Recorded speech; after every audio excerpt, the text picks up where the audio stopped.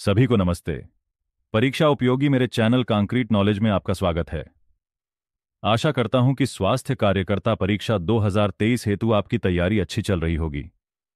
मेरे इस चैनल पर आपको प्रामाणिक तथ्य प्रस्तुत किए जाएंगे। ये सभी वीडियो आपके लिए इजी नोट्स के रूप में बनाए जा रहे हैं। बेहतर होगा वीडियो का स्क्रीनशॉट लेकर पढ़िए।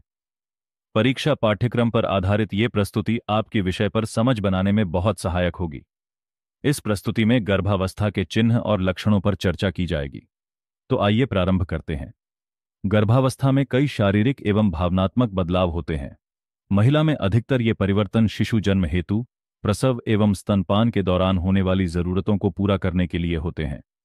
सामान्य गर्भ की अवधि एलएमपी के पहले दिन से 280 दिन की या 40 सप्ताह या 9 कैलेंडर महीने और 7 दिन की होती है। गर्भ की अवधि को 3 तिमाही भागों यानी ट्राइमेस्टर में बांटा जाता है। पहली तिमाही एलएमपी के पहले दिन से 12 सप्ताह का होता है। दूसरी तिमाही 13 से 28 सप्ताह का होता है, जबकि तीसरी तिमाही 29 हफ्ते से 40 सप्ताह का होता है।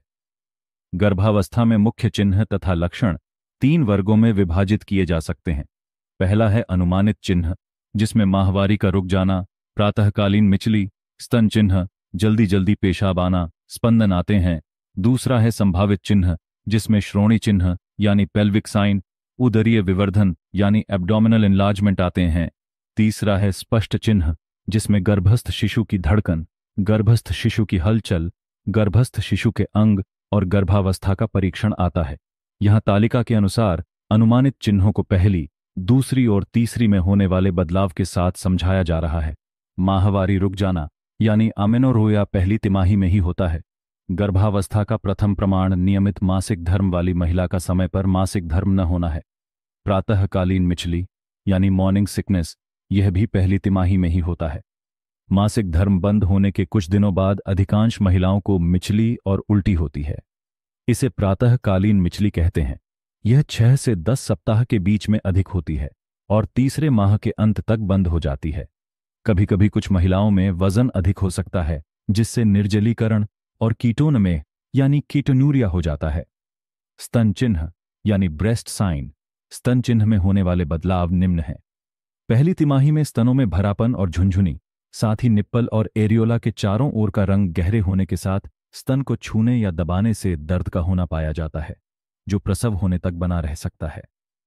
दूसरी तिमाही में तीसरे माह के अंत से निप्पल से जलीय स्राव दबाकर निकाला जा सकता है।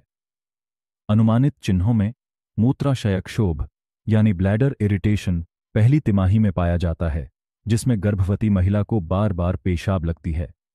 स्पंदन यानी क्विकनिंग, जो दूसरी तिमाही में पाया जाता है, जिसमें गर्भवती महिला लगभग 18 से 20वें सप्ताह से गर्भ में गर्भ की हलचल महसूस करने लगती है।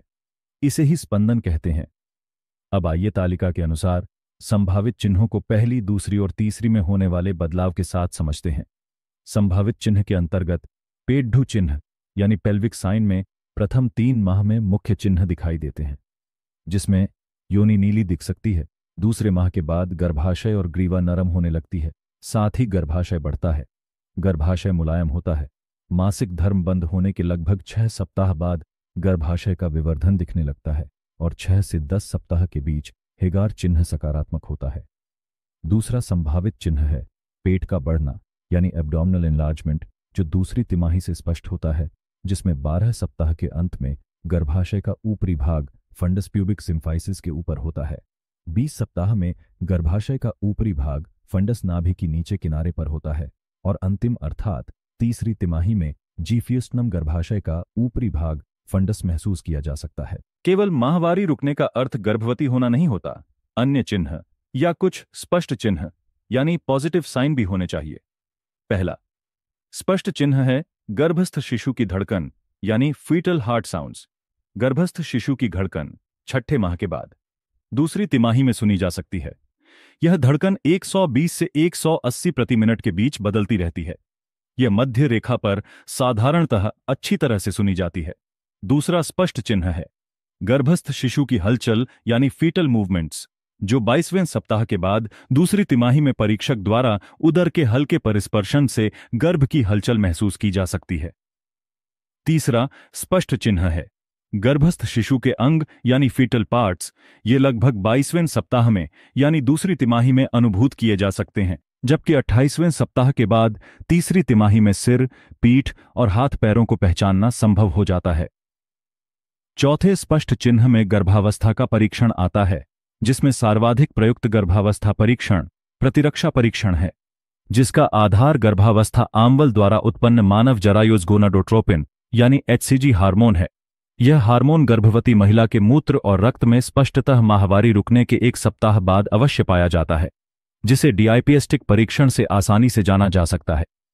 गर्भावस्था में मुख्य चिन्ह तथा लक्षण में रक्त में परिवर्तन और भावनात्मक परिवर्तन भी आता है। गर्भावस्था में बढ़ते हुए शिशु की आवश्यकता को पूरा करने के लिए रक्त की मात्रा में लगभग 30% की वृद्धि होती है। इस वृद्धि के कारण महिला का हृदय भी आकार में कुछ बड़ा हो जाता है और अधिक कार्य करने लगता है। यह एक सामान्य स्थिति है। गर्भावस्था के दौरान महिला की सोच एवं मन स्थिति में भी परिवर्तन हो सकता है। आंशिक रूप से यह परिवर्तन शरीर के हार्मोन में परिवर्तन के कारण होता है और आंशिक रूप से एक शिशु को जन्म देने की भावना के कारण होता है। ऐसी स्थिति में महिला को अपनी भावनाओं की चर्चा एक सेवाकर्ता से, अपने पति से या दूसरी महिलाओं, एक बहन, मां या दोस्त जो गर्भवती हो चुकी हों, से अवश्य करनी चाहिए। शिशु जन्म के बाद कुछ महिलाएं कुछ समय के लिए दुखी हो सकती हैं, परंतु अधिकतर महिलाएं खुश होती हैं और अच्छा अनुभव करती हैं। प्रस्तुति के अंत में परिशिष्ट के रूप में गर्भावस्था के विभिन्न समयों पर फंड्स की ऊंचाई प्रस्तुत की जा रही है, जो मुझे लगता है परीक्षा की दृष्टि से अत्यंत महत्वपूर्ण है। आशा करता हूं प्रस्तुति में विषय को पूर्णतः कवर किया गया है, जिससे आपको अन्यत्र किसी भी नोट्स की आवश्यकता नहीं होगी।